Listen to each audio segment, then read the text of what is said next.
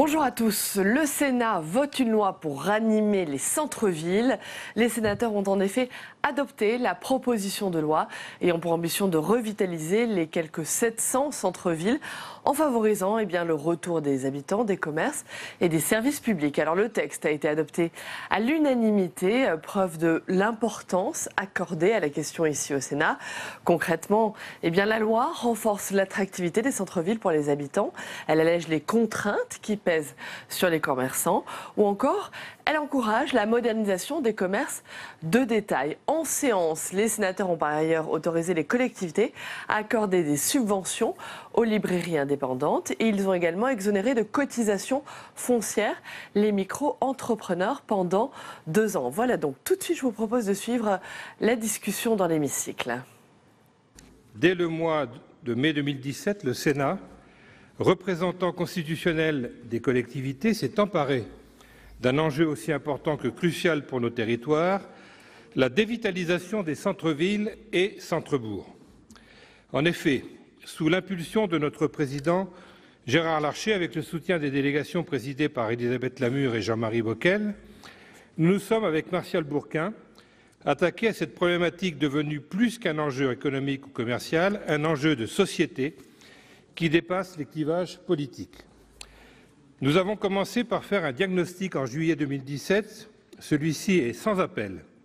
Nos cœurs de ville et de bourg meurent. Plus de 20% de vacances commerciales dans de nombreuses villes, jusqu'à 29% à Calais, 26% à Vierzon. Nous avons recensé près de 700 villes en grande difficulté et plusieurs centaines de bourgs, pôles de centralité également. En matière d'autorisation d'implantation commerciale, nous sommes allés beaucoup trop loin. 14 millions de mètres carrés de surface commerciale en France métropolitaine en 2010, 17 millions de mètres carrés en 2017, soit une augmentation de 30%. C'est à partir de ce triste état des lieux que nous avons travaillé sur ce texte de loi pour agir et proposer des solutions concrètes. Nous avons auditionné près de 150 personnes, écouté 4000 élus qui avaient répondu à une consultation en ligne. Aujourd'hui, vous êtes près de 240 sénateurs et sénatrices de toute sensibilité politique à avoir apporté votre soutien à cette initiative et je vous en remercie. Mais vous n'êtes pas les seuls car elle a également le soutien public des différentes associations d'élus, AMF, maires ruraux, Petites Villes de France et de nombreuses associations professionnelles. C'est bien la preuve que ce texte était très attendu. Croyez-le, Monsieur le Ministre, cher Jacques Mézard, ce texte n'a pas vocation à concurrencer votre plan Action Cœur de Ville. Compte tenu de son antériorité, il n'a pas été concocté pour en faire un contre-projet. Ça n'est pas d'ailleurs une pratique sénatoriale et vous le savez bien.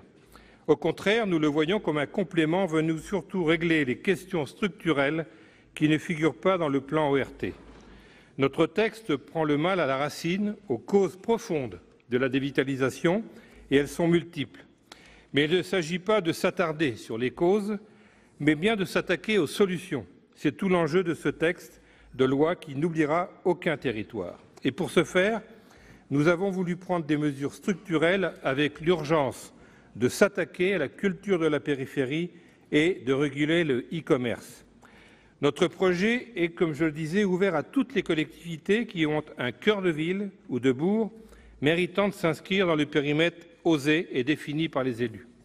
Notre projet s'attache à favoriser le repeuplement des centres-villes, par la réduction du coût du logement en centre-ville, par une réduction du poids des normes et en préservant les services publics en centre-ville. Notre objectif vise aussi à rénover et renforcer le FISAC, qui était complètement abandonné. Nous souhaitons également rénover le système de régulation des implantations en périphérie. Je veux remercier tous ceux qui ont travaillé sur ce texte, et notamment les différents rapporteurs, Jean-Pierre Moga, Arnaud Bazin et Jean-Pierre Leleux, avec qui nous avons co-construit et co-rédigé certaines dispositions. Nous présenterons encore aujourd'hui ou demain des amendements pour lever les dernières inquiétudes exprimées sur certains articles, notamment ceux qui concernent la fiscalité. Et je tiens avant tout à dire que sans cette nouvelle fiscalité, rien ne pourra être fait. Notre objectif est de rééquilibrer les conditions de concurrence et d'activité entre centre-ville, périphérie et le e-commerce. Finalement, ce que nous proposons, c'est un système de bonus-malus afin de réduire les coûts et les charges en centre-ville. Et cela passe, entre autres, par l'instauration de 2 mécanismes de fiscalité écologique, une contribution sur l'artificialisation des terres et une taxe sur la livraison liée au e-commerce. Je tiens à lever toutes les inquiétudes concernant la taxe sur les livraisons du e-commerce. Nous proposons dans un de nos amendements une nouvelle méthode de calcul fondée sur un pourcentage, 1%, du prix du bien commandé. Voilà, mes chers collègues, ce que nous voulons faire avec ce pacte national de revitalisation, désormais entre vos mains. La question que nous nous sommes posée et que vous devez vous poser est la suivante. Quelle ville voulons-nous pour demain? Une ville ou un bourg de centralité accueillant avec un cœur qui vit et qui bat, avec du lien social, du lien culturel, ou une ville à l'américaine avec ses friches commerciales? Alors, allons-nous continuer d'abandonner nos territoires ou leur montrer qu'ils peuvent compter sur nous? Adopter ce texte de loi, c'est non seulement s'opposer à toute fatalité, mais c'est surtout oser la revitalisation de nos territoires. Je vous remercie de votre attention. Merci, chers collègues. La parole est à Monsieur Jean-Pierre Moga, rapporteur de la Commission des affaires économiques, pour 10 minutes.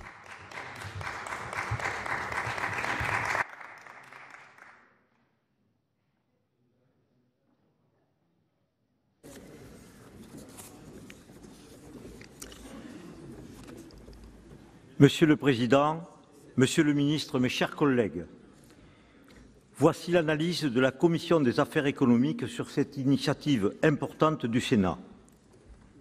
Notre analyse se résume en 5 affirmations.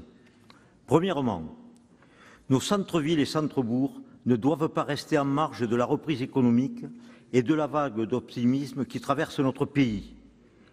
Démographiquement, il n'est d'ailleurs pas normal que nos centres-villes soient moins vivaces aujourd'hui, dans une France de plus de 67 millions d'habitants, qu'ils ne l'étaient en 1980, avec 55 millions d'habitants. Les actes délictueux sont moins présents à l'esprit de cogestion qui l'emporte sur la conflictualité des divisions. Je pense que j'ai un problème. Oui, excusez-moi. Socialement, nous devons envoyer un signal fort à une France qui se sent oubliée. Je remarque au passage que là où les centres-villes sont mieux préservés, en France comme chez nos voisins européens, le lien social est plus vivace. Les actes délictueux sont moins présents et l'esprit de cogestion l'emporte sur la conflictualité ou les divisions. Nous savons tous qu'en centre-ville, les rideaux métalliques des commerces fermés, les volets des premiers étages clos sont étroitement corrélés avec la montée de la délinquance, de la violence et des extrêmes. Troisièmement, Rémy Pointreau et Martial Bourquin ont rallié plus de 230 d'entre nous à l'idée que les centres-villes et centres-bourgs représentent encore plus que la somme des difficultés de logement, d'animation commerciale ou de distorsion fiscale. C'est un véritable enjeu de civilisation. Cela signifie concrètement que les dégâts créés par l'immobilisme dans ce domaine sont extrêmement préjudiciables à notre pays. On traite souvent les sujets économiques à coups de statistiques savantes, mais n'oublions pas que le facteur psychologique l'emporte largement sur tout le reste.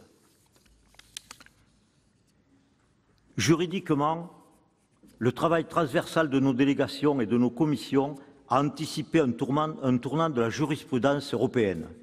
Je rappelle, car c'est une des clés de compréhension du texte, que le juge européen, en janvier 2018, a fait prévaloir sur la liberté d'installation, c'est-à-dire sur un des piliers des traités européens, le droit d'un élu local des Pays-Bas à imposer l'installation d'un magasin de chaussures en centre-ville. Qui aurait parié dans notre pays sur un tel résultat? Rétrospectivement, on peut légitimement se demander si notre fameuse tendance à surtransposer les normes européennes n'a pas contribué à faire de la France la championne du monde de la facilité de créer de grandes surfaces, surtout en périphérie. Au cours des auditions, les réactions suscitées par cette proposition de loi ont été enthousiastes. Je parle ici surtout de son volet normatif non fiscales. C'est une véritable bouffée d'oxygène pour les maires ruraux qui se sentent aujourd'hui pris en étau entre l'inertie et l'inégalité, au moment où il leur faut prendre en compte les transformations profondes des attentes et des modes de vie. Il souligne que la vélocité de l'action publique locale a beaucoup diminué par rapport aux années 1990, où l'on pouvait agir plus simplement et plus vite. C'est un paramètre clé et un facteur de découragement pour les élus. Nous avons le devoir de répondre aux espoirs qui placent en nous. Je retiens également des auditions que techniquement, sur le terrain, la réussite de la revitalisation dépendra principalement de deux facteurs. D'une part, rien ne sera possible si l'on ne met pas la compétence et l'ingénierie à la disposition des territoires qui en ont le plus besoin. D'autre part, rien ne sera fait non plus si on n'accorde pas un avantage comparatif aux petits centres-villes en termes d'attractivité. Les recettes pour attirer les opérateurs privés et stimuler l'activité sont connues. Avantages fiscaux, simplification des normes, mais aussi innovations majeures comme par exemple réserver la primeur de la 5G aux territoires ruraux. Voici à présent l'essentiel sur la proposition de la Commission des affaires économiques. Tout d'abord, l'article 1er. Nous avons donné, en une seule phrase, un socle à cette construction législative d'une trentaine de dispositions. C'est d'abord, Monsieur le Ministre, un message rassembleur de toutes les initiatives qui poursuivent un objectif similaire, en particulier le plan gouvernemental Action Cœur de Ville. C'est également un outil puissant de rééquilibrage de notre tendance à surtransposer le droit européen qui place la protection des centres-villes au rang de motif impérieux d'intérêt général, pouvant justifier des dérogations. Nous traduisions obligation nationale pour que tous les acteurs puissent se saisir également des possibilités de différenciation et d'expérimentation prévues par notre Constitution.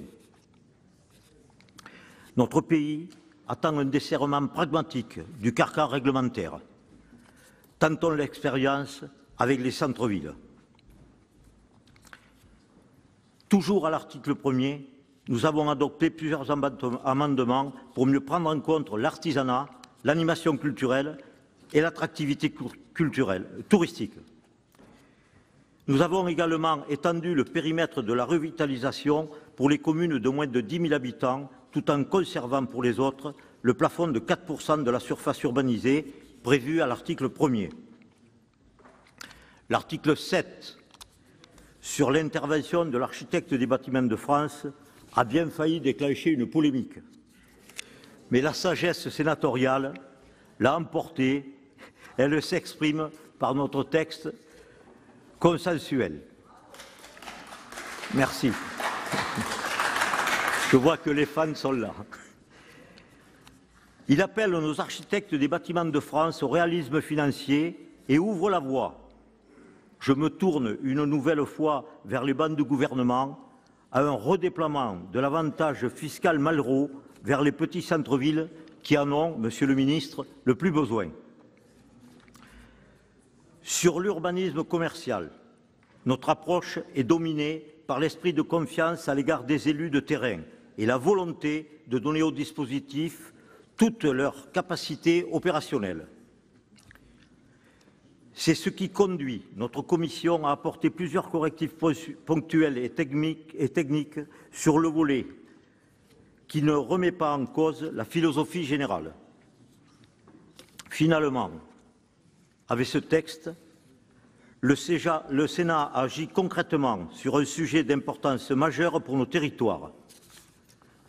Face à la métropolisation, qu'à des pratiques commerciales qui n'ont fait qu'accélérer le déclin des commerces et des services de proximité et, il faut le dire, d'un certain vivre ensemble, nos villages et bourgs, ce texte donne des clés qui, en intervenant sur une pluralité de thématiques, interviennent sur une pluralité de thématiques très complémentaires.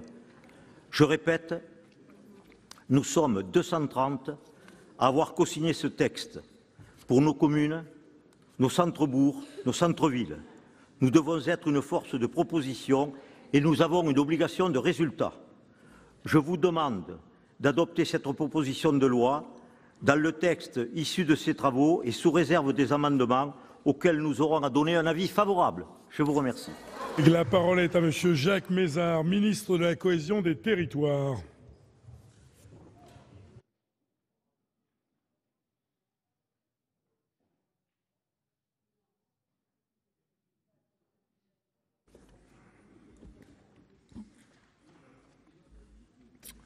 Monsieur le Président, Madame la Présidente de la Commission des affaires économiques, Messieurs les rapporteurs, Mesdames et Messieurs les sénateurs, je voulais tout d'abord saluer l'initiative des sénateurs Pointereau et Bourquin qui présentent aujourd'hui cette proposition de loi traitant d'un sujet majeur pour nos territoires et pour l'équilibre de ces territoires.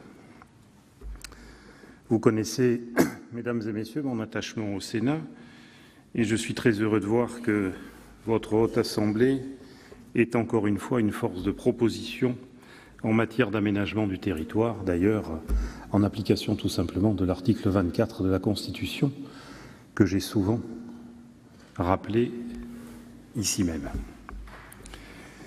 Et ce soir, en l'espèce, en matière d'aménagement des centres-villes et centres-bourgs, je ne peux que m'en féliciter. Élu local depuis plusieurs décennies, j'ai présidé mon agglomération de 2001 à juin 2017, une agglomération moyenne de 57 000 habitants. Et au fil des années, je me suis rendu compte vite des difficultés particulières de ces villes moyennes et petites villes. Difficultés aggravées, je n'ai cessé de le dire, par certaines réformes territoriales et en particulier par la fusion de régions qui a aggravé très clairement la situation d'un certain nombre de ces villes moyennes.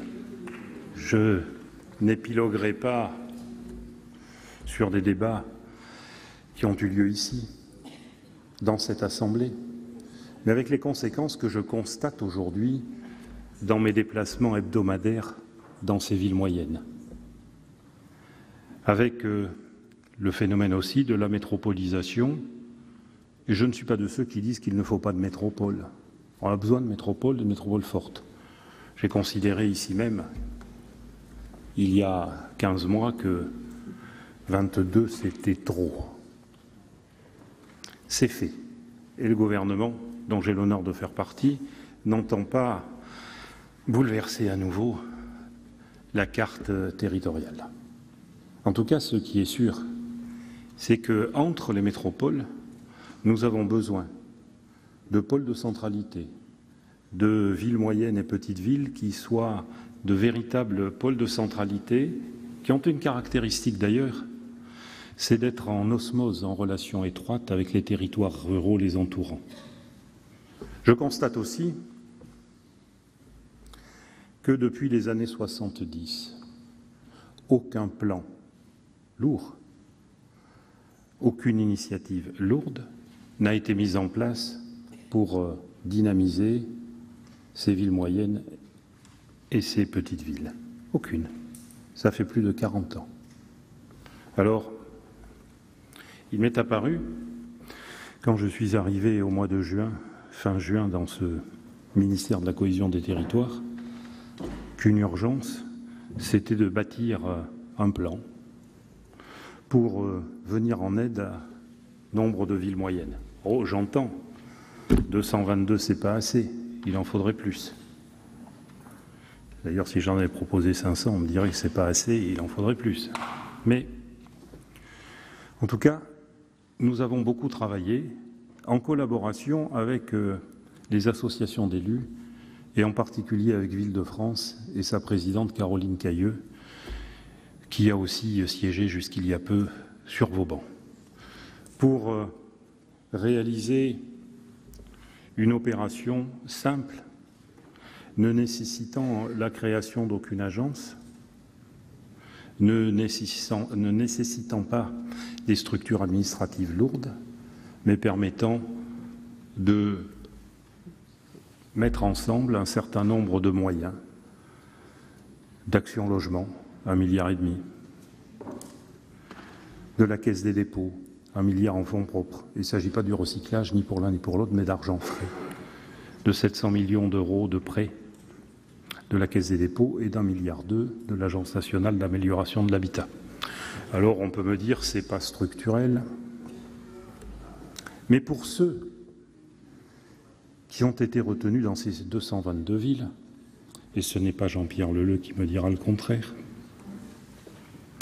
je considère que c'est quand même un des moyens de dynamiser ces villes moyennes qui ne sont pas toutes dans de grandes difficultés, dont certaines ont des difficultés, mais dont on peut considérer que pour nombre d'entre elles, elles ont des caractéristiques qui, au fil des années, sont assez similaires.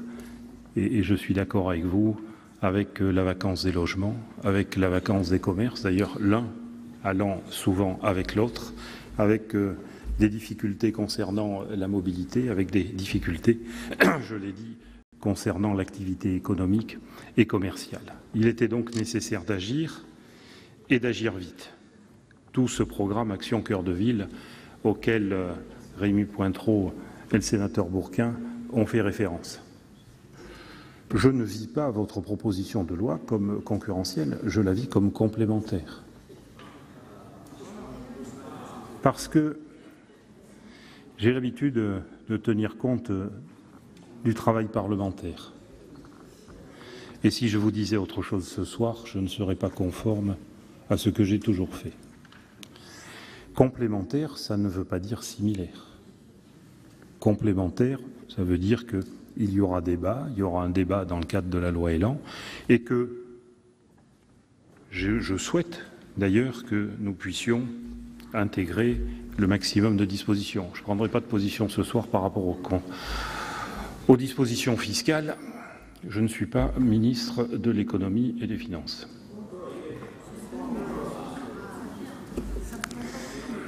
Mais je considère que nombre de dispositions qui sont dans cette proposition de loi méritent en tout cas que nous les étudions et que, d'ailleurs, nous avons eu un certain nombre d'entretiens avec les auteurs, que nous voyons les conditions dans lesquelles nous pouvons les faire avancer dans le cadre des dispositions législatives découlant du projet mis en place par le gouvernement.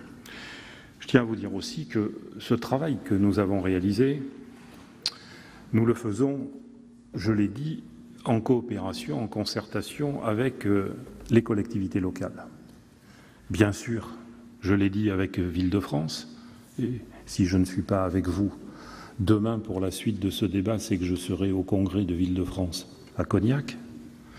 Mais nous avons aussi un travail en concertation avec un certain nombre de conseils régionaux, de conseils départementaux, pour travailler dans l'intérêt de ces villes moyennes et petites villes, pour réaliser des opérations complémentaires. J'étais la semaine dernière à Metz et à Lunéville pour lancer la première convention Action Cœur de Ville. Et nous avons par exemple convenu avec Jean Rotner, le président de Grand Est, d'avoir un travail complémentaire sur un ensemble de villes moyennes et de petites villes. J'ai bien dit complémentaire dans l'intérêt général. J'ai aussi un certain nombre de concertations avec d'autres présidents de région, dont le président de la région Aura ou le président de la région Centre et d'autres. Et c'est ainsi, je pense, qu'il faut avancer. Alors, il y a des questions d'opportunité, il y a des questions concernant le financement d'un certain nombre d'opérations, parce qu'il y a urgence à agir, et en particulier dans le domaine du logement et du commerce. Mais il y a aussi un certain nombre de dispositions structurelles sur lesquelles il faut que nous avancions. Comme vous le savez aussi, et ça a été relevé par les auteurs, le programme que j'ai mis en place pourra s'articuler autour d'un dispositif intégrateur unique, l'opération de revitalisation territoriale qui est prévue à l'article 54 du projet de loi Élan, qui vient d'être voté par l'Assemblée nationale et qui viendra prochainement devant la Haute Assemblée. Je souhaite préciser, pour qu'il n'y ait pas d'ambiguïté, que contrairement à ce que j'ai pu entendre, ce dispositif de l'ORT a vocation à s'adresser non seulement aux collectivités s'inscrivant dans le plan Action Cœur de Ville, les 222 villes et intercommunalités retenues, mais également, plus largement, à toutes les collectivités qui souhaitent s'emparer d'un outil opérationnel de revitalisation de leur centre-ville. Donc cet outil, prévu par la loi Élan, puis la dénomination, ça ne me paraît pas l'essentiel. Ce qui me paraît essentiel, c'est l'instrument. Eh bien, il pourra être utilisé par toutes les villes qui souhaitent le mettre en place. Le gouvernement est donc d'accord, je l'ai dit, sur nombre de points proposés par votre proposition. Et d'ailleurs, certaines dispositions, et c'est heureux parce que nous sommes partis des mêmes bilans, des mêmes constatations, certaines de ces dispositions m'apparaissent très proches des mesures en cours de discussion et inscrites dans le projet de loi Élan. Parmi les dispositifs voisins et potentiellement d'ailleurs similaires, on peut citer la définition d'un périmètre de revitalisation qui s'appelle « OSER » dans votre proposition de loi, qui correspond globalement à l'ORT, l'opération de revitalisation de territoire dans notre projet, ou la constitution d'une agence nationale permettant de coordonner les actions de l'action publique. Ce qui reprend d'ailleurs, et nous sommes là aussi, nous agissons en parallèle, mais la caractéristique de cette parallèle, c'est qu'elles ne se rejoignent pas, et il vaudrait mieux que nous arrivions à nous rejoindre. Mais les compétences qui seront confiées à l'Agence nationale de la cohésion des territoires devraient permettre d'intégrer cela, et le préfigurateur, le préfet Serge Morvan, doit nous rendre ses conclusions dans les tout prochains jours. Donc je pense que sur ces points, et là c'est un point structurel, nous sommes à peu près dans la même approche. Je relève par ailleurs que cette proposition de loi présente d'autres mesures d'évolution intéressantes et innovantes, notamment celles en matière d'urbanisme commercial. Nous faisons un certain nombre de constatations, tous, sur les déséquilibres en matière d'urbanisme commercial. Mais déséquilibres qui ne sont pas de la même manière selon tous les territoires. Il y a des différences considérables entre les territoires. Et si dans le cadre du projet de loi Élan, je n'ai pas été favorable à un moratoire général sur les centres commerciaux en périphérie, c'est qu'il y a des endroits où il ne s'agit pas de préserver ou de protéger de manière excessive des monopoles. La situation est différente selon les territoires. Et il faut donc mettre en place des dispositifs permettant au niveau local de prendre un certain nombre de décisions, en fonction d'ailleurs, même si nous pouvons utiliser le pouvoir préfectoral en fonction, bien évidemment, de la collaboration et de la concertation avec les élus locaux. Aussi, si votre Haute Assemblée en est d'accord, et pour accélérer l'adoption de certaines dispositions de cette proposition de loi, je vous propose qu'on puisse en insérer celles sur lesquelles nous serons d'accord dans le projet de loi pour accélérer les choses. Faisons, mesdames et messieurs les sénateurs, du calendrier parlementaire et de l'examen quasi-concomitant de ces deux textes une force. Cela permettra d'aller plus vite tout en évitant l'éparpillement de mesures dans différents textes. Et j'aimerais, si vous le permettez, m'attarder sur deux thématiques spécifiques qui sont particulièrement évoquées dans votre proposition de loi et qui méritent une attention particulière. Je ne parlerai pas ce soir, cher sénateur Leleux, des ABF, parce qu'après l'ode que vous avez su faire au niveau des ABF, je pense que ce ne serait pas judicieux ce soir que je poursuive le débat. Nous y reviendrons ultérieurement avec nos expériences réciproques à défaut d'être communes. D'une part, plusieurs propositions relèvent de l'urbanisme et d'une amélioration des outils de planification. L'objectif visé est de donner la possibilité aux élus de mieux s'emparer de ce sujet. Ces mesures peuvent s'inscrire dans les objectifs de notre projet de loi, qui a permis de faire avancer le travail de concertation en faveur d'une planification urbaine agile en matière de commerce, et avec, effectivement, et même si je ne raffole pas comme vous des ordonnances, une ordonnance sur la simplification et la modernisation des SCOT. D'autre part, sur les questions de régulation de l'aménagement commercial, sur lesquelles nous avons souhaité supprimer tout seuil de déclenchement d'une CDAC lorsque le projet consiste à implanter une surface en centre-ville, le seuil actuel étant de 1000 m². C'est une question qui est complexe, qui a fait l'objet de multiples amendements à l'Assemblée nationale et qui motive certaines de vos propositions. Par rapport au texte, et je le dis très clairement, par rapport au texte qui a été voté à l'Assemblée nationale, je suis ouvert à ce qu'il puisse y avoir là des discussions, débats et que nous puissions bien sûr avancer ensemble. Je suis prêt à y retravailler avec vous dès maintenant dans la perspective de l'examen de ce projet. Parmi les autres pistes de réflexion que votre proposition de loi soulève à juste titre, figure notamment le fonctionnement des CDAC, leur composition, leur échelle départementale ou régionale, les seuils d'analyse des dossiers et l'effectivité de leurs décisions.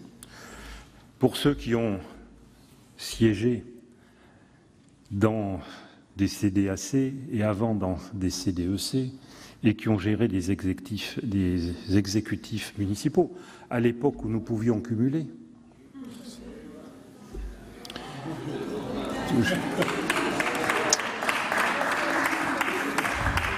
Je ne pouvais pas résister à rappeler cela à l'excellent sénateur Bourquin. Eh bien, à cette époque, nous nous sommes rendus compte quand même des difficultés de fonctionnement de ces commissions, qu'elles soient sous une forme ou sous une autre. Il fut une époque où on disait « il ne faut plus qu'il y ait de représentants des chambres consulaires ». Il fut une époque où on disait « mais il faut qu'ils y soient ». Un coup ils entrent, un coup ils sortent. C'est la réalité que nous avons connue. Le fonctionnement des commissions nationales aussi. On pourrait épiloguer longuement sur les temps de procédure, sur les dossiers. Je crois effectivement qu'il y a encore du travail à faire, mais que c'est extrêmement difficile parce qu'on a expérimenté depuis une trentaine d'années pas mal de choses qui n'ont pas forcément donné satisfaction à tout le monde. D'ailleurs, si nous débattons encore des questions d'urbanisme commercial, c'est que les solutions qui ont été mises en place n'étaient pas forcément les meilleures, et je n'en fais grief à personne parce que nous en sommes tous responsables depuis plusieurs dizaines d'années. Nous avons considéré qu'il fallait concerter là-dessus et faire des bilans de fond, et nous l'avons fait dans le cadre du réseau Commerce, Ville et Territoire, sous l'égide du ministère de l'Économie et du ministère de la Cohésion des Territoires. Les concertations menées jusqu'à présent ont montré des positions divergentes sur les propositions d'équilibrage entre stratégie de territoire et commission de régulation. C'est donc un sujet qui n'est pas encore solutionné, qui mérite d'être approfondi, et là encore, je vous le dis, je suis ouvert à la discussion. Je souligne par ailleurs, et cela a été rappelé par des intervenants précédents, que sur ce sujet, le gouvernement a diligenté plusieurs études qui ont permis d'avancer. C'est le cas du rapport sur la revitalisation commerciale des villes petites et moyennes que j'avais demandé à André Marcon et qu'il m'a remis il y a quelques semaines. D'autres études sont en cours, notamment un rapport de l'IGF traitant de l'équité fiscale entre commerce physique et commerce électronique, et j'ai vu avec intérêt que c'était un des sujets importants que vous aviez travaillé dans le cadre de cette proposition de loi, ou le rapport du CGEDD portant sur les villes moyennes. Voilà, en tout cas, beaucoup de travail qui a été réalisé et dont il reste aujourd'hui à tirer la substantifique moelle. Vous comprendrez par conséquent que les mesures fiscales contenues dans votre proposition de loi soient mises en perspective des conclusions du rapport que le gouvernement a commandé à l'IGF et dont nous connaîtrons les conclusions à la fin de ce mois. Enfin, les différents retours d'expérience du plan Action Cœur de Ville qui est lancé D'ici la fin du mois de juillet, 50 conventions seront signées et d'ici la fin du mois de septembre, 222 conventions seront signées. En fonction aussi de l'expérience de l'utilisation de l'opération de revitalisation du territoire et de l'appel à projet Repenser la périphérie commerciale qui a été lancé sous l'égide de mon ministère, je pense que ça permettra de faire émerger les bons exemples qui pourront nourrir les évolutions législatives à venir. Et je pense notamment à l'application de la dérogation aux autorisations d'aménagement commercial en centre-ville et aux mesures opérationnelles qui seront mises en place pour revitaliser ces centres-villes. Voilà, mesdames et messieurs les sénateurs, les quelques observations que je voulais présenter par rapport à la discussion sur cette proposition de loi. Le gouvernement l'entend, cette proposition de loi, avec sagesse. Comme la sagesse est aussi une des vertus du Sénat, je ne doute pas que nous pourrons trouver des solutions ensemble. Après l'article 2, il y a un amendement 4 rectifié bis de M. Pillet. Merci Madame la Présidente. Cet amendement, qui d'ailleurs est la reprise d'une proposition de loi qui vise aussi à préserver le tissu social des centres-villes, vise uniquement à compléter la panoplie des mesures qui sont envisagées dans cette excellente proposition de loi. Il propose la création de 2 outils juridiques, c'est-à-dire qu'il n'y a aucune conséquence financière ou budgétaire au détriment des communes, des départements ou de l'État. Ces 2 outils juridiques qui sont nécessaires au regard du fait que, dans le domaine que je vais évoquer, le bail d'habitation, il y a des dispositions d'ordre public qui interdiraient de créer ces contrats de manière purement consensuelle. Alors le premier, c'est on le dénommerait le bail à réhabilitation avec option d'achat. C'est très simple. Ça permet à des personnes de s'installer dans un logement ancien qui nécessite des travaux qu'elles s'engageraient à réaliser. Donc il y aurait nécessairement un loyer réduit par rapport à celui qui aurait pu être fixé dans un bail traditionnel. La durée du bail serait évidemment fixée en fonction du montant de ces travaux pour que le preneur ait la certitude de l'amortissement de ceux-ci. Et à la fin, il aurait également, ou en cours, un droit d'option lui permettant d'acquérir la propriété à l'expiration de la durée du bail. Le deuxième, c'est un bail viager. Celui-ci serait plus réservé aux personnes publiques en ce qui concerne les bailleurs. Un bail viager, c'est-à-dire que au niveau de la durée, ce contrat courrait en principe jusqu'au décès du preneur, alors que d'habitude le viager, c'est évidemment pour acquérir la propriété. Et au niveau du prix, ça ne donnerait pas lieu à un loyer, mais à un versement forfaitaire qui serait évidemment très faible au regard de l'état du logement. Et pour que le preneur ne se trouve pas prisonnier d'un logement qui, pour des raisons qui lui seraient propres, il ne pourrait plus financer, il aurait une possibilité de résolution, alors que le bailleur n'aurait pas la possibilité. Mais je rajoute encore sur ce point qu'il s'agit dans l'espèce d'un bailleur public. Voilà, c'est uniquement pour essayer de trouver 2 outils juridiques qui aident à sauver tout ce patrimoine, toutes ces petites maisons, tout ce patrimoine qui n'est plus utilisé, que nous connaissons en campagne, en ville, en périurbain, et sur lequel nous voyons ces panneaux en vente qui eux-mêmes sont complètement décrépits. Merci, chers collègues. Est-ce qu'il y a des demandes d'explication? Ah, pardon, l'avis de la Commission. Donc, cet amendement, comme vous l'avez très bien expliqué, propose 2 outils qui sont innovants, qui peuvent effectivement contribuer largement au repeuplement des centres-villes et à la réhabilitation des logements. La jurisprudence admet d'ores et déjà le bail viager, mais cet amendement l'encadre de façon beaucoup plus nette, donc avis favorable. Madame la Ministre. Merci Madame la Présidente, merci Monsieur le rapporteur. Sur ces deux outils, donc nous avons examiné les dispositions qui sont proposées avec les services de Jacques Mézard. Il y a d'une part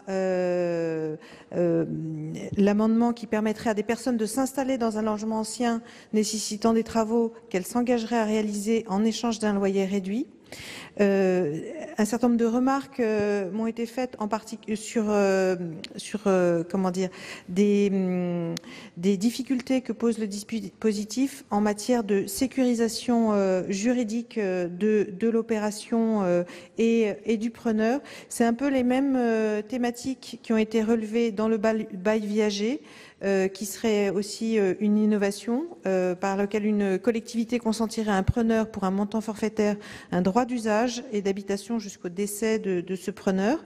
Donc là aussi, nous avons des remarques de la part des services de Jacques Mézard sur la sécurisation juridique pour le preneur et pour la collectivité, car il y a des risques financiers qui pourraient peser sur le preneur et sur la collectivité. Et donc, dans ces conditions, le gouvernement émet un avis défavorable, mais je souhaiterais que vous rapprochiez des services de Jacques Mézard pour pouvoir approfondir ces dispositifs en vue des prochaines lectures de la proposition de loi et ou de la loi Elan. Je vous remercie. Monsieur Lamini, Monsieur Savary ensuite. Oui, merci Madame la Présidente, Madame la Ministre, chers collègues. Bon, c'est un amendement que j'ai co-signé qui revient au mérite de son auteur et les collègues. C'est vrai que c'est les dispositifs qui sont prévus, bon, à caractère juridique, permettent, je dirais, comme ça a été rappelé, d'innover. Et naturellement, le but, comme dans le cadre qui s'inscrit dans le cadre de cette proposition de loi, c'est faire vivre les centres-villes, les centres-bourgs, et c'est aussi, je dirais, dans un sens de l'activité économique, activité humaine, et je crois que ça va aussi dans un sens très positif que je soutiens. Collègue, Monsieur Savary. Oui, merci Madame la Présidente. Moi, je remercie mon collègue Pillet d'avoir proposé d'innover, parce qu'on voit bien que si on veut faire en sorte que ces logements soient occupés, il faut quand même prendre un peu de risque et puis proposer des solutions nouvelles. C'est surtout la deuxième formule qui me paraît intéressante.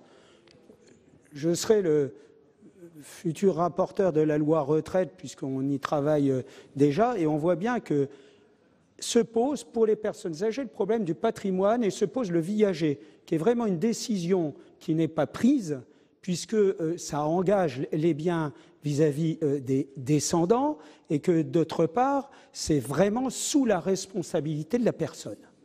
Donc, il faut trouver un système, c'est pour ça qu'il y en a qui sont sur des pistes de viager intermédiaires, pour faire en sorte que ce risque ne soit pas pris ni par le locataire, ni par celui qui loue.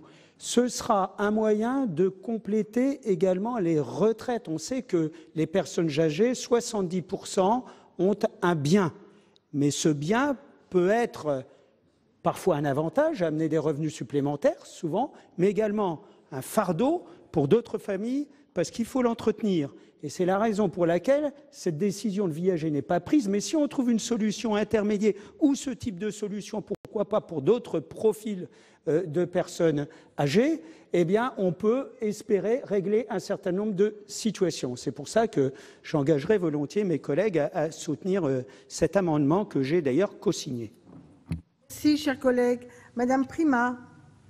Oui, merci Madame la Présidente. Je voudrais évidemment apporter à mon tour soutien à cet excellent amendement qui ouvre la porte à des dispositifs qui n'existent pas et qui sont une manière d'innover en termes juridiques pour le bien de nos centres-villes et comme d'ailleurs vient de le dire notre collègue Savary, également pour les citoyens. Alors j'ai bien entendu les arguments de Madame la Ministre qui disent que le dispositif n'est pas parfait, etc. Bon, mettons-le dans cette PPL. Moi, je pense qu'il faut le mettre dans cette PPL. Nous n'en sommes qu'à la première étape. La deuxième étape serait idéalement une discussion à l'Assemblée nationale, plus vraisemblablement une intégration dans le projet de loi Elan dans quelques semaines. Voilà, ça ouvre la porte, ça fixe les choses dans le texte d'ores et déjà. Donc vraiment, je suis extrêmement positif au vote de cet amendement. Merci, chers collègues. Monsieur Chassaing. Madame la Présidente, mes chers collègues, je je souscris à tout ce qui vient d'être dit. Effectivement, il faut multiplier les dispositifs et les outils. Dans nos communes, on a dans les bourgs-centres des logements qui sont complètement obsolètes.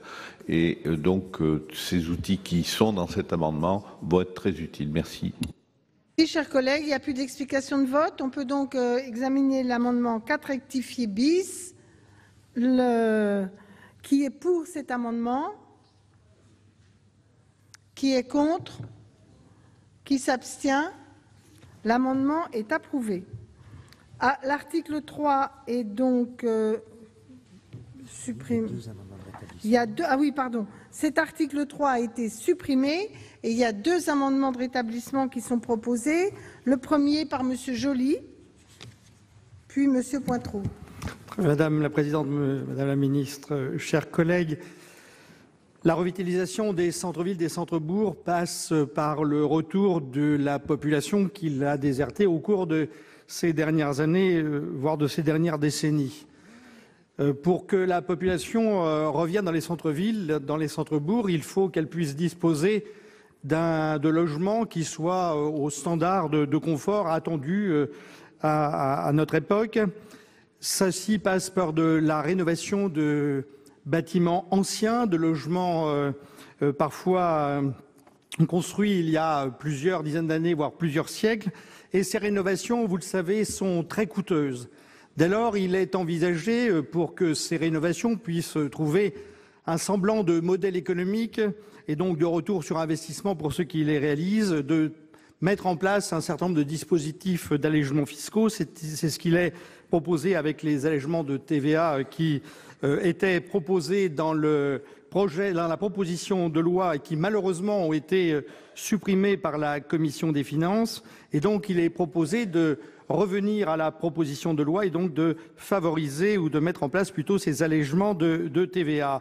Et puis, par ailleurs, de permettre à propriétaires qui investissent pour du locatif, là aussi, de bénéficier des dispositifs de défiscalisation qu'on réserve généralement à ce qu'on appelle des zones tendues, sachant que s'il y a des zones tendues, c'est qu'il y a des zones détendues et que les zones détendues telles qu'elles sont appréciées sur les territoires ruraux ne prennent pas en compte le fait que s'il y a des vacances importantes, c'est moins par rapport à une faiblesse de la demande que par le fait que l'offre n'est pas acceptable. Et donc, dès lors, il est proposé de revenir à la proposition initiale à travers cet amendement, c'est-à-dire de permettre le bénéfice de ces dispositifs de défiscalisation pour les propriétaires qui décident d'investir dans la rénovation de logements dans les centres-villes et les centres-bourgs. Voilà, je vous remercie. Merci, chers collègues. Monsieur Bourquin pour l'amendement suivant identique. Madame la Présidente, Madame la Ministre, chers collègues, la Commission des finances nous avait interpellés sur le fait que notre dispositif initial n'était peut-être pas conforme au règlement européen, au droit européen.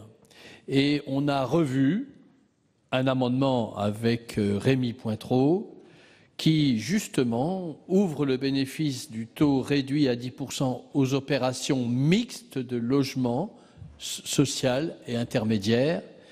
Et nous avons donc supprimé de son champ les logements purement privés, comme cela était demandé. Dès lors, l'opération se situe dans un périmètre OSER. Elle s'insère dans un ensemble immobilier comprenant un minimum de 15% de surface de logements sociaux. Ça ouvre droit au dispositif de défiscalisation des investissements locatifs pour les périmètres OSER. En effet, il y a de vrais besoins de logement. Ça a été souligné lors de la conférence de consensus sur le logement organisée par le Sénat. Dans ces zones, l'absence de tension est souvent générée non pas par l'absence d'une demande générale, mais par l'état dégradé et vieillissant du parc immobilier. Et pour éviter les abus qui ont pu conduire à bâtir des logements dans des zones où la demande était faible, la mise en œuvre de réduction d'impôts est strictement encadrée. Elle est réservée donc au périmètre OSER dans cet amendement. Limiter un nombre de logements à une superficie de plancher compatible avec des capacités d'absorption par le marché local est fixé par le préfet et le volume de logements accepté tient compte de la situation actuelle du marché. Voilà, ce sont des dispositions très attendues par les élus locaux et ont fait l'objet d'appréciation dans l'étude d'impact indépendante de la proposition de loi. Chers collègues, si nous n'amenons pas des habitants au centre-ville, au centre-bourg, tout ce que nous faisons là ne servira à rien.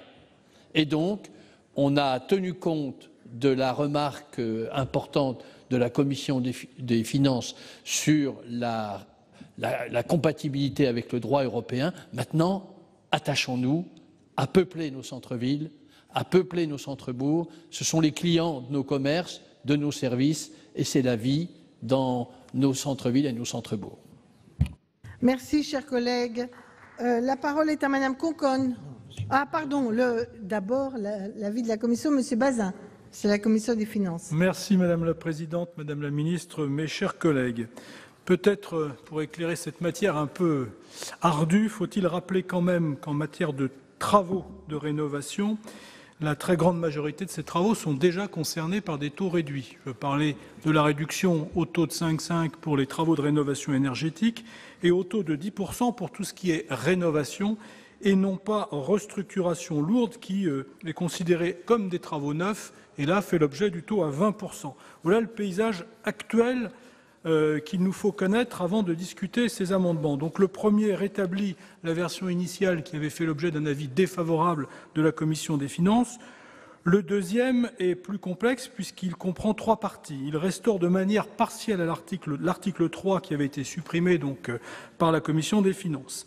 L'amendement a ainsi été rectifié de manière importante ce mercredi en début d'après-midi, après que la Commission se soit réunie et ait rendu son avis.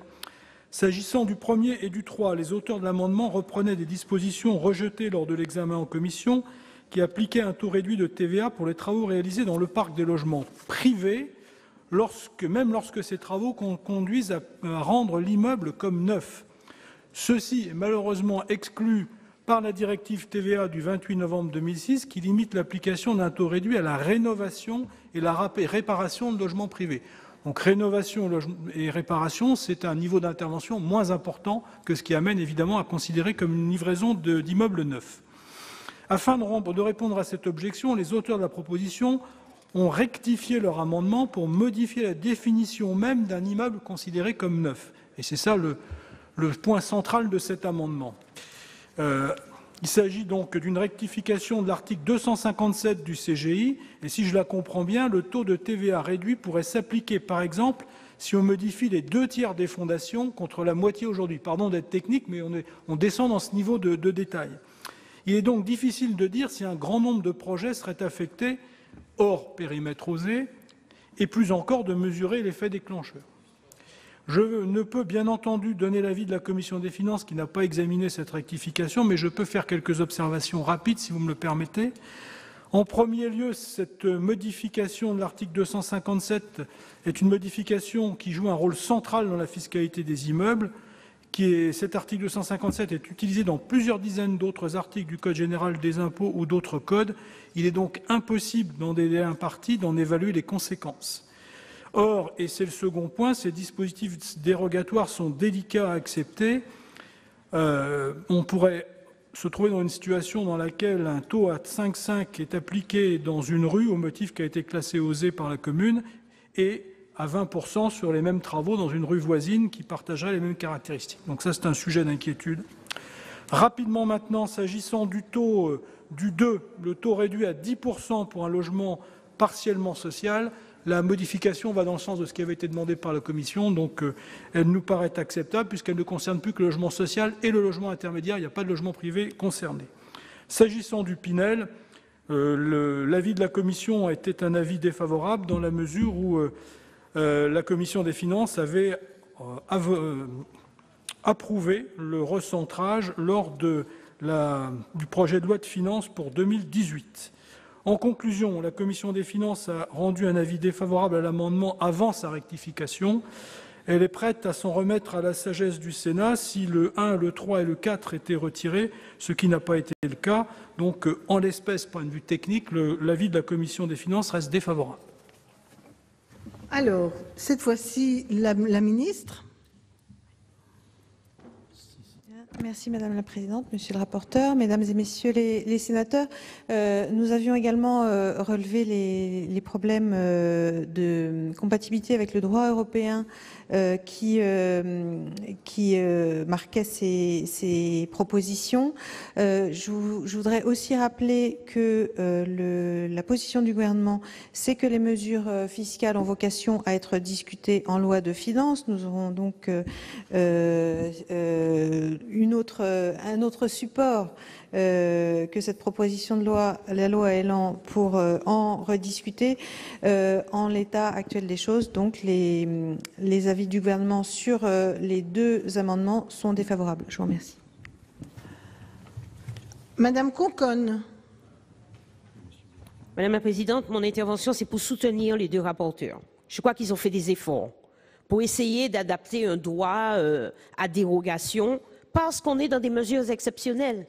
Lorsque vous avez des centres-bourgs qui meurent, qui s'étiolent, qui sont appelés à disparaître au profit de tout ce que vous savez, eh bien, il faut des mesures exceptionnelles. Alors qu'on nous oppose en permanence le droit européen, le droit ceci, le droit cela, je peux comprendre. Mais s'il n'y a pas de mesures audacieuses concernant ce pacte de revitalisation, on parle de pacte. Un pacte, ça veut dire qu'on est d'accord sur une intention, on est d'accord sur une mesure audacieuse, eh bien, il faut les soutenir. Et il faut trouver les solutions pour motiver les dérogations. Des dérogations au droit européen et un certain nombre de principes. Mais écoutez, Madame la Présidente, on en a des centaines dans le quotidien. La jurisprudence fait florès en la matière. Donc, moi, je soutiens les efforts qui ont été portés par les deux rapporteurs. Ils font preuve d'un bon état d'esprit de concertation pour essayer de trouver des mesures et des accords jusqu'au bout. Je ne peux que les soutenir parce que s'il n'y a pas une batterie de mesures dans cette boîte à outils que nous avons souhaité au travers de cette loi pour motiver des propriétaires à faire des travaux alors que, bon, dans des endroits où la désespérance s'est déjà installée, eh bien, on n'aura pas cet effet levier que nous souhaitons et, en tout cas, ces mesures audacieuses pour les centres-bourgs. Donc, encore une fois, je les soutiens et puis nous trouverons les solutions. Merci, chers collègues. La parole est à Monsieur Bourquin. Oui, sur les questions qui ont été abordées, je pense qu'on peut régler un problème. Le premier, c'est que permettre d'élargir le champ des allégements de TVA consentis pour les rénovations, leur mécanisme, simplement, consiste à modifier légèrement les critères du Code général des impôts pour qu'il y ait davantage de travaux de rénovation lourde dans les périmètres osés, et notamment pour sauver le patrimoine, et notamment pour faire en sorte que ce patrimoine soit valorisé. Je voudrais vous dire, chers collègues, qu'on est là sur des points durs de la PPL. Si on ne repeuple pas les centres-villes, tout ce que nous faisons sera voué à l'échec. Il nous faut là de l'imagination, il nous faut là de la volonté pour que nous ayons ce triptyque indispensable. Premier triptyque, c'est que parfois il faudra démolir, parce qu'il n'y a aucun intérêt à garder des maisons. Parfois il faudra reconstruire, parfois il faudra rénover et mettre en valeur le patrimoine. Et c'est à partir de ce triptyque essentiel qu'on redonnera une morphologie à nos centres-villes, qu'on arrivera à faire en sorte que ces centres-villes reprennent de l'esthétique, mais aussi qu'on ait envie d'y habiter. Et voyez par exemple le Pinel, on a dit c'est bien qu'il soit remis à sa place parce que ça coûtait cher, ça ne fonctionnait pas. Si on ne l'a pas dans certaines villes, ça sera désastreux. Savez-vous pourquoi ? Parce que ça donne des possibilités extraordinaires de construire. Et dans le renouvellement urbain, ce Pinel est indispensable.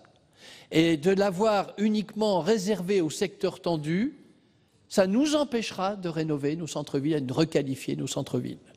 La même chose, quand on sait aussi que l'APL accession a été supprimée pour des ménages modestes,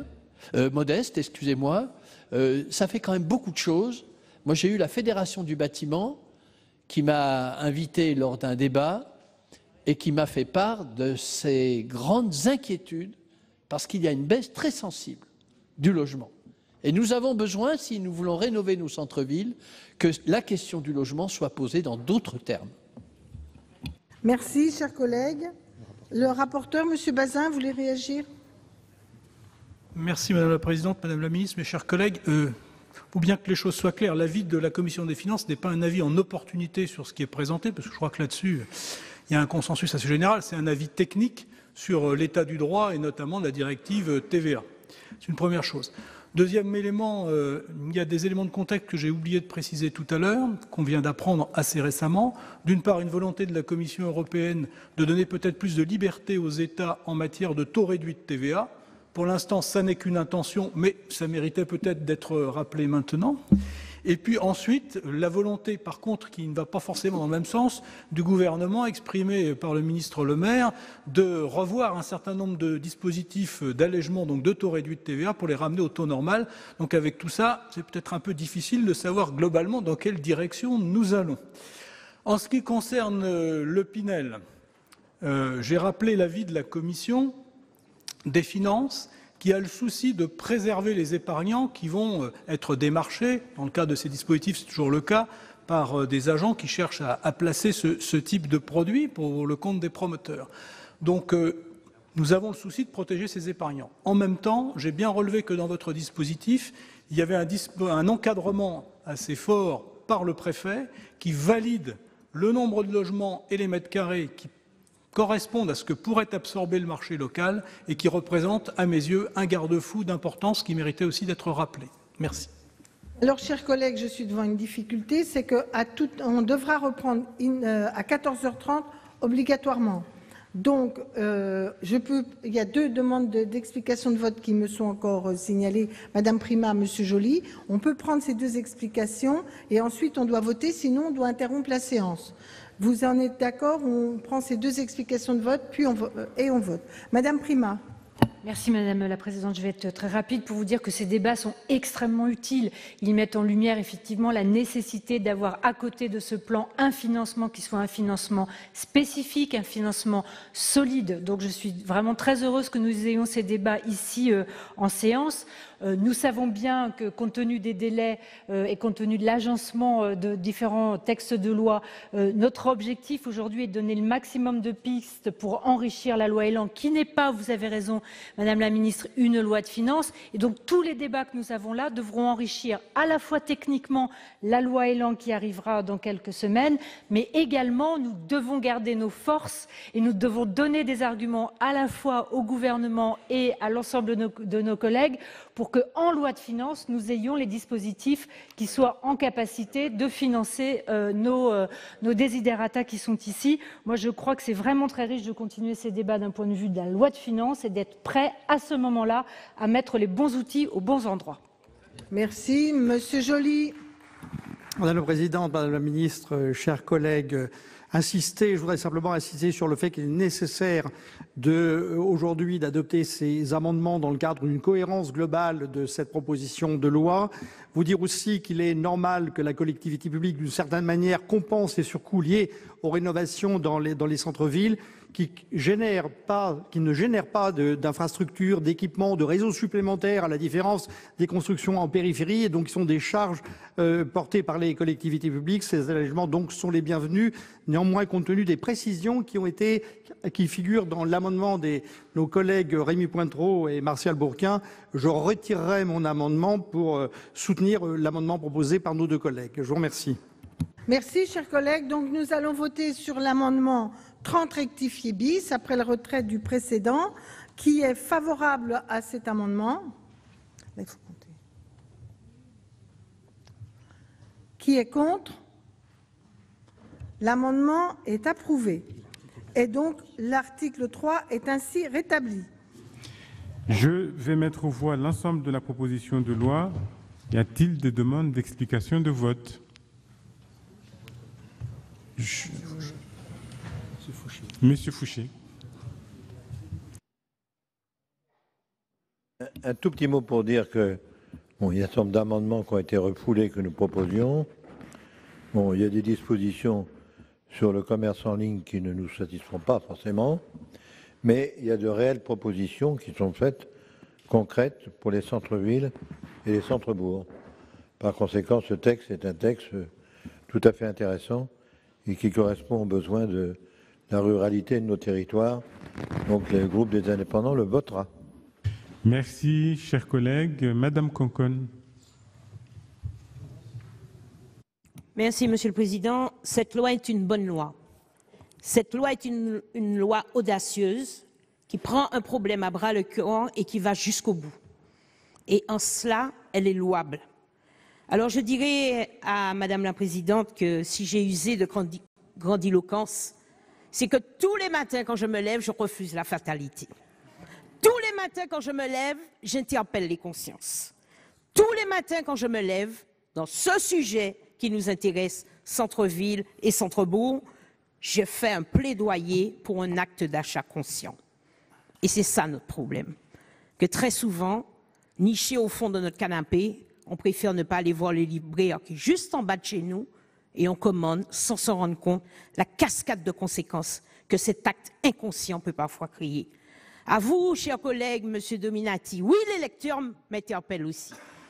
Cet électeur qui, chaque jour, me demande du travail pour son enfant et qu'en face, tout ce que j'ai à lui offrir, c'est 25% de chômage chez moi. C'est 65% de chômage pour les jeunes de moins de 25 ans. En face, qu'est-ce que je lui offre? Des rues désertifiées. Mon dernier libraire qui a fermé la semaine dernière en mettant 14 personnes au chômage, m'expliquant la larme à l'œil que 80% de ces dégâts étaient causés par le commerce en ligne. Alors pour cela, j'ai le droit de dire, j'ai le droit d'éveiller, j'ai le droit de réclamer. On est ici pour faire de la politique, pas pour entrer dans des détails. Le détail devient secondaire. L'essentiel, c'est de dire que nous nous mettons vent debout contre une démarche et que, comme la politique l'appelle de ses voeux, nous devons tous les jours faire de notre mieux pour changer la société. Merci. Bravo. Merci, chers collègues. Vous avez la parole. Madame de... Bon, il y aura moins de flammes, mais je ferai beaucoup plus modeste, mais néanmoins tout autant engagée auprès de cette proposition de loi. Et encore remerciements aux auteurs, remerciements aussi au Sénat, parce que la sagesse a été tout le temps présente, parfois bousculée, parfois flamboyante, mais la sagesse a été là. Et en tout cas, c'est un moment où effectivement nous avons fait de la politique au sens noble du terme. Nous avons traité d'un sujet qui est une urgence dans nos territoires et cette proposition de loi ne fait pas forcément tout avancer, mais en tout cas elle a eu le mérite d'aborder les problèmes, y compris ceux que l'on disait complètement inabordables. Donc je pense qu'on peut tous considérer que le travail que nous avons fourni dans cette Assemblée va faire avancer grandement nos territoires et ces centres-bourgs et ces centres-villes qu'on souhaite voir revivre demain. Nous votons évidemment pour. Merci, chers collègues. Monsieur Pointreau. Oui, simplement, Monsieur le ministre, Monsieur le Président, Madame la Ministre, mes chers collègues, je voudrais simplement remercier tous les collègues sénatrices et sénateurs et les rapporteurs et les présidents de commission qui ont contribué à ce débat, parce que je crois que ce débat était tout à fait riche et intéressant. Et bien sûr, je souhaite que vous soyez les plus nombreux possibles à voter notre PPL sur la revitalisation des centres-villes et centres-bourgs. Le groupe Les Républicains votera bien évidemment ce texte. Et c'est vrai que nous démontrons une fois de plus que le rôle du Sénat, en termes d'aménagement du territoire, et en tant que représentant les collectivités, les élus, les territoires. Et je dois dire qu'au regard du débat qui a eu lieu à l'Assemblée nationale sur le texte Élan, les députés, alors je ne sais pas si c'est une première, mais enfin, ont salué le travail qui a été fait au Sénat, parce qu'ils trouvaient que la loi Élan était un peu faible sur un certain nombre, c'est peut-être une première, oui, Mais enfin, ils ont trouvé que nous avions fait un excellent travail au Sénat sur la revitalisation des centres-villes et centres-bourgs et qu'ils souhaitaient amender largement en reprenant un certain nombre de nos articles et de nos amendements. Donc, ce qui nous honore, bien évidemment. Et je voulais simplement, pour ne pas être trop long, vous dire que nous avons voulu regarder l'angle de la revitalisation sur un angle beaucoup plus global d'aménagement du territoire. On l'a vu tout au long des débats, en reprenant la problématique du e-commerce, du commerce de périphérie et du commerce de centre-ville, parce que je suis persuadé que si on ne prend que le cœur de ville, si on ne fait que du travail sur le cœur de ville, les mêmes causes produiront les mêmes effets et on sera obligé de retravailler la problématique dans 2, 3, 4 ans. Donc c'est la raison pour laquelle notre texte est évidemment un texte audacieux, pour reprendre l'expression de ma collègue Madame Conconne, qui a été exceptionnelle pour défendre notre texte, et vous remercier encore une fois de votre participation, bien entendu, et puis de votre vote favorable. Merci, chers collègues. Monsieur Bourquin, vous ne faites plus cause commune avec monsieur Oui, le questeur. Simplement pour remercier tous les collègues qui sont encore ici dans l'hémicycle, parce que il y a 9 mois, lorsqu'on a engagé ce travail, c'était normalement un diagnostic. Très rapidement, ce diagnostic a été déposé auprès des délégations aux entreprises et aux collectivités. Et unanimement, on nous a demandé de continuer à travailler sur un projet pour essayer de sauver nos centres-villes et nos centres-bourgs. Ça aboutit à cette proposition de loi. Je pense que le Sénat est à la hauteur de sa responsabilité. Je pense qu'en ce moment, le Sénat est appelé à jouer un grand rôle, notamment pour représenter les territoires. Et lorsque les débats sur Élan vont commencer, lorsque nous allons aborder la prochaine loi de finances, eh bien, ce texte va nous permettre d'avoir un guide, d'avoir des références. Alors, tout à l'heure, Jean-Pierre Leleux a eu raison de dire parfois c'est une PPL, on vote et il faudra regarder après comment se fait l'application. On n'en est pas au décret d'application. Maintenant, c'est l'Assemblée nationale qui devra prendre ce texte, le travailler avec. On souhaite qu'il le fasse très vite. Et lorsque l'Assemblée nationale, il pourra revenir en deuxième lecture, ce qu'il y a de sûr, c'est qu'on ne peut pas laisser les centres-villes et les centres-bourgs dans la situation où ils sont. C'est un élément d'aggravation de la crise considérable. Et comme c'est un élément d'aggravation de la crise considérable, nous avons pris à la fois le temps, la passion, la volonté d'aborder les vrais problèmes, parce que nous n'avons pas un problème qui est conjoncturel, c'est un problème structurel. C'est des causes qui créent cette dévitalisation. C'est l'anarchie concernant l'étalement urbain, c'est le changement des flux concernant la consommation et la distribution, et c'est maintenant le commerce électronique qui arrive. Et ce cocktail-là est terrible pour nos villes.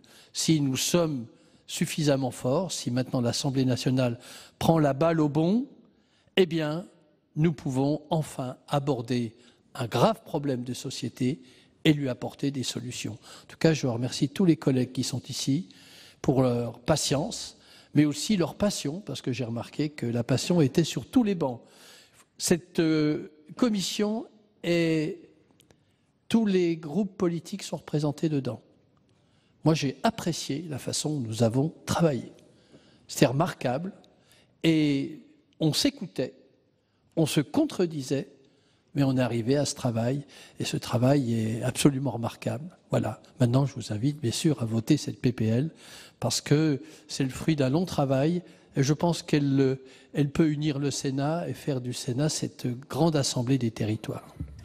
Merci, chers collègues.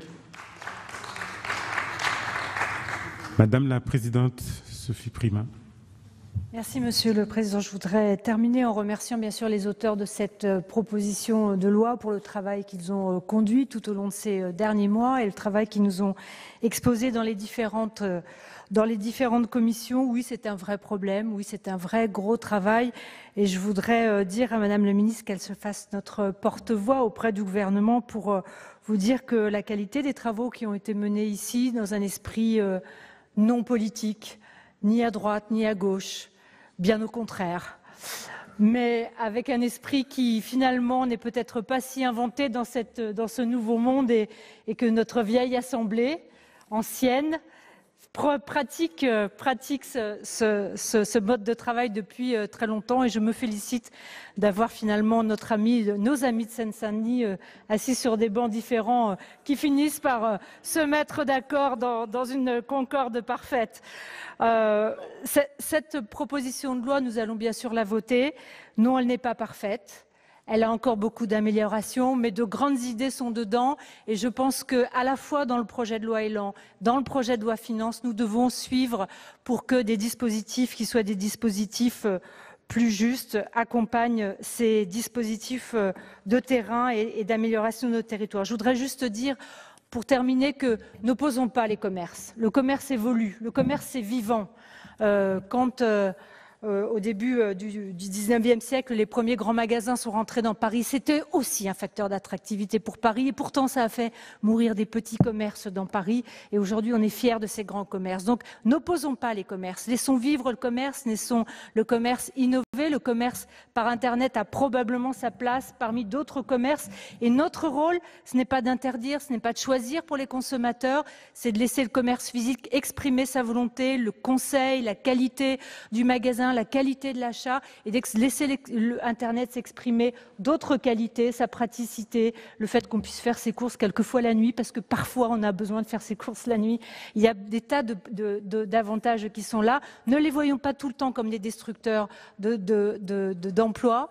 Nous devons veiller, nous, à l'équilibre des territoires.